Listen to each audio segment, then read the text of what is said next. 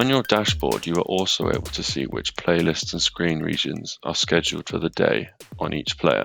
But on the overview section, you are able to see the schedule for each player in a calendar format. You can view the months or weeks schedule, where each section shows you what's playing on each day. Or you can view the day schedule, where each section shows you is what playing each hour. Every time you add a new playlist or screen region to the player's schedule, you will see it as a new row.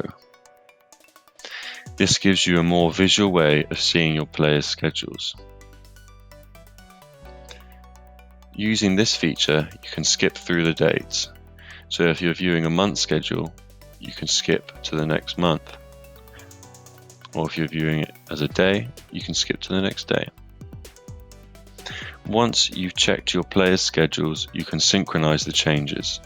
This means you'll be sending the changes to the players and the schedules will be updated.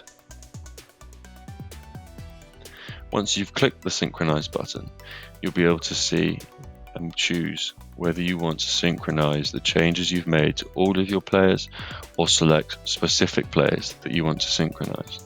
For example, I can simply synchronize the player I'm currently looking at.